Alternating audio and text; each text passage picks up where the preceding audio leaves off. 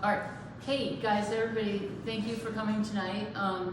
Thank you. I've never done this before, so I'm pretty excited because I think that glass is a wonderful art medium, and there's been a lot of progress with glass in the last, I don't know, century or so. So it's been said that glass harnesses light better than any other art form, and I believe that.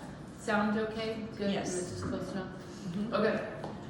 So as you know, there are various ways to work with glass. There's stained glass, there's blown glass, there's flame work, you know, you're working with a flame, and you have to wear eye protection. There's casting, and what I do, everything I do is kiln fused glass, because everything I do goes into a kiln. And I do have 3 kilns, okay? So my glass comes in different formats. And the formats are like, this is, you know, sheet glass, and the sheet glass that I buy, it comes in, you know, different sizes, but some of them are like 2 by 3 feet, you know. And then I also buy smaller pieces. And then there's stringers, and you guys are welcome to come up and check this stuff out. Stringers, and then there's frit, which is ground glass. Okay, and all of these formats come in all these different varieties. They come in opaque, translucent, transparent. I'm sorry about this. It's perfect. Okay, and within that, there's more variation. There's iridized, there's dichro, and come on up and take a look at the variations on the dichro, because the dichro, it comes in clear and it comes in black in the back, and there's reasons for that. And then there's pattern glass, and let me show you some pattern glass that, you know, in this, but there's more variations of that. Many more variations. This is a good example of pattern glass, okay? And also there's some dichro there, okay? So dichro, what is dichro? Dichro is this very reflective, refractive, and dare I say, very expensive glass. Apparently, I think it was developed by NASA scientists when they were developing certain lenses. And the story goes is that artists got a hold of it and said, oh, this would be really fun to work with. See, like this is dichro. And there's lots of dichro here. This thing here, the framework, the frame of this is all dichro. Okay? Wow. It's fun. I mean, it's flashy, it's showy. Yeah, who doesn't love it? Okay, so there's a huge variation of colors and patterns and techniques available in kiln fused glass, and I think there's probably been an explosion of, it's safe to say there's been an explosion of kiln fused glass in the last 20 years or so. Most of my glass comes from a company in Portland, Oregon called Bullseye Glass, and I want to go there sometime. Okay, that's why I want to go there. Okay. So I currently have 3 kilns, and I'm gonna show off my kilns. Okay. So I've got a small. I've got a small jewelry kiln, and it uses 120 volt.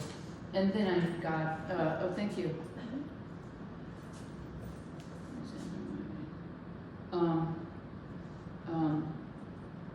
Okay. Okay. This is just my small jewelry kiln. I mean, we keep it in our downstairs guest bathroom, you know, and it's really small. It's great for jewelry. And then that's my old kiln, okay? And it's called a coffin kiln, and it's big. It's a good sized kiln. And then this is my Maserati, okay? Okay, I just got this about a month ago or so, and it's kind of changed. It's been a huge game changer. Thank you, Nancy. You don't have to do that. Thank you, Boo. So it's about the size of that table, right? I mean, about Yeah, I mean, Yeah, the area of the fire. Yeah. Yeah. It's on a stand, but yeah, good point. And I call it the thing of beauty, or my Maserati. Okay, so the first step in making a piece of kiln fused glass is cutting the base of glass and then building on top of it. And generally, if you're gonna do like a dish, a piece or a platter, if you're gonna do a plate, I have molds, I'll show you later on. There's molds, so you're gonna cut the piece of glass, you know, in accordance with that mold. And if you just wanna know real quickly how this happens, I'll show you. Now, cutting a small piece of glass is easy, but you know, if I have a piece of glass and it's like 2 by 3 feet, you get bad cuts and all that sort of thing. So cutting is a skill, okay? I'm gonna tell you that. Cutting is a skill. So let me show you. This is called a scorer. That sounds good. That's a good cut. And then you take this thing, it's called a tile runner. That's easy. But seriously, if you're doing something like that, it can do not necessarily a straight line, it'll do it. And you know, glass is expensive and you don't want that to happen. All right, so that's just how it goes. And, all right. Oh, here we go, sorry. So, you've cut your glass, you have it maybe for a certain mold, so you have that certain size, and then you build upon it, okay? You typically build 2 or 3 layers, and then when you're happy with it, and the 2 or 3 layers can be more sheet glass, it could be stringers, it could be frit, it could be a variety of those, okay? Any variety thereof. And then you go ahead and you put it in the kiln, and when it goes in for that first firing, it's called the fuse firing, okay? And because everything fuses. And it fuses, I run my kiln to about 1500 degrees.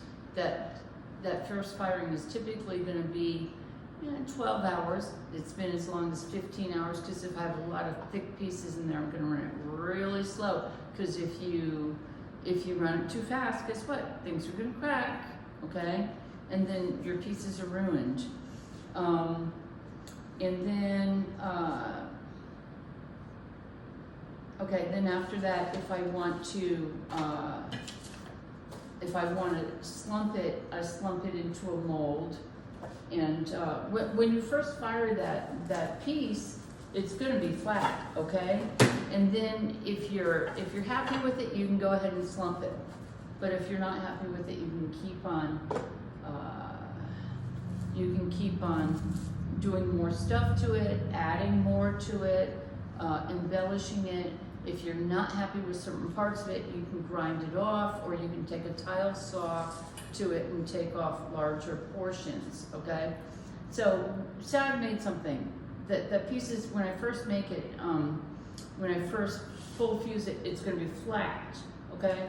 And then, you know, when I'm happy with it, I'm gonna put it, it's gonna be, you have to imagine this is gonna be flat, and then it's gonna slump into this mold, okay? Okay. So I'll pass this around, because this is an example of something that has some, it's pretty. It's got some relief to it. Now, some pieces, they are very, you know, flat. There's no relief there. This has no relief, okay? So you fire it in a way, that's a whole different area of expertise. You fire it so that it's not gonna come out of the kiln and crack. It's not gonna crack in the kiln. You have to anneal it, which means you have to stabilize it in the kiln at certain temperatures. And the whole firing process, it can take years to understand that. And it has taken me years to understand it, but I really feel like I've made some progress. And I just wanna say, if anybody is interested, you can take a look at the bullseye glass. You can see all the stuff that's available. It's a really great hobby. And if anybody wants to take a class in it, go to Seneca on Magnolia. That's where I took a couple classes, and it's wonderful. One of the great things I love about kiln fused glass is I can fire things over and over again until I'm happy with it. Before I did kiln fused glass, I did ceramics. It's not as forgiving. Once you fire a piece, once you fire bisque, thank you.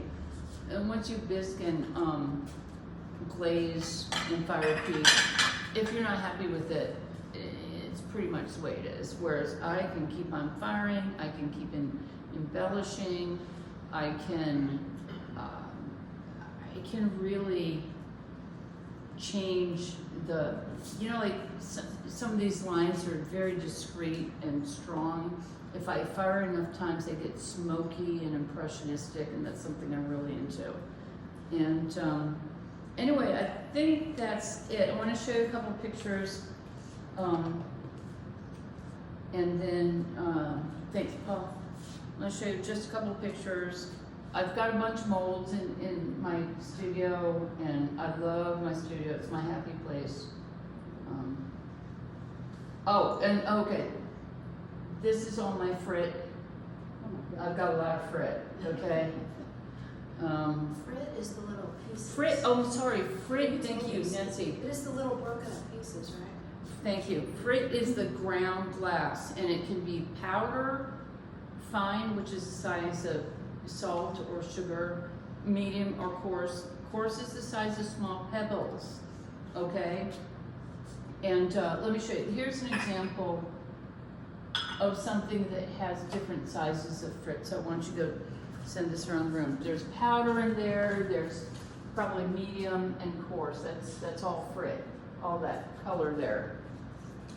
A couple pictures of my studio. It's a wonderful place, and it's great. And then, that's my girl. Yeah, I mean, it's just a thing of beauty. Stephen King, he has a dog. He has a corgi, and he calls the corgi, he's a beautiful, cute, very cute corgi. He calls the corgi the thing of evil, okay? And so I call my kiln the thing of beauty. Okay, so in the future, what would I like to do with glass? Okay, so there's all sorts of techniques I've never explored, okay? There's this thing called jellyfish, you guys. Okay, so I'm gonna just show you a couple of pieces of jellyfish. And I could do this in my kiln. I mean, all I need is a little bit of specialized equipment. I know. Is it amazing? They're called jellyfish. Yeah, I could hold that. Here. Oh, shoot. Sorry, I didn't do that. X. I could do this in my kiln. Isn't that amazing? It's really amazing. Susan, I'm just curious of the pieces that are up on the panel right now. Yeah. The different techniques and different, I would say that your sticks and your dots. If you'll tell us a little bit about that piece. The piece Up up here? here. Mm-hmm. Oh, okay, so yeah, this is a really good example of like this. Okay, see this? This is what I used here, you guys, and then the dots. I'm really into dots. That thing is wonky, I tried to fix it before. So I've been making a lot of dots, and they're fun, and they're fun decorative units. What? It's sliding sliding. down. I know, oh, I try, it's weird. It's possessed. yeah. And, just, there's not as much dichro here as there are in different pieces, but yeah, how do you do the dots? I just do 3 or 4 layers. The bottom layer is color, and then the top 2 layers is basically dichro. There's different ways to do it. Yeah, but there's dots here, and then there's the wigglies, and It's really, really fun. Hello. Really fun art form. And I do encourage you, if you ever want to take a class at Seneca. Yeah. When you say embellished, does that mean like the dots and the squiggles or? Yeah. Yeah. Yeah. I'll show you. I have a whole bunch of dots if I can get to this. This is Paul's. I have another question. Yeah. So is the material the same color that you actually have? Because you know how some colors aren't the color that you know that you're going to get when you use it? Like That's a in really pottery? good question. Yeah, the colors can change in the firing process. Absolutely. Yeah. And they do change, and they're called strikers. The ones that do change, that are not true to the initial color that you see, and yeah, it's not always a good thing. It's just experience. Well, I do test tiles so I can see what the difference is from what's in this jar to what is in the fired piece. And if you guys are interested, come on up. Here are some examples of, here's an example of something that was not fired to a very high temperature. Here again, also, it's called like contour or tack, where there's a lot of relief. There's a lot of relief here. These two were full fused to the 1490, and they're flat. And this is a piece, if you want to pass this around, this piece, probably one of my favorite pieces. There are a lot of cuts there. There's a lot of detail work there, a lot of fitting pieces together, and that took me a long time. Yeah. And What is it that you love so much about the glass versus your pottery? well, it's a lot more forgiving. Pottery, like I said, once you fire something, if you're not happy with it, you're kind of done. When I was doing glazes could be tricky. I mean, I've talked to potters. They said, I'd fill a kiln. I mean, I talked to a guy at Main Street. He said, I filled a kiln, and, you know, all the colors came out drab. And, you know, pottery, I worked on the wheel, and my hands were always in wet slurry, and my hands got like really cracked up and dried, and, you know, it's like, they almost got infected. It was so bad. Whereas, you know, glass has its own messiness, but it's not messy like ceramics. Yeah. And I do buy ceramics. I love ceramics. I love the look of it, but I love doing glass. I think there's a little bit more vibrancy with glass, and the colors are a little bit more,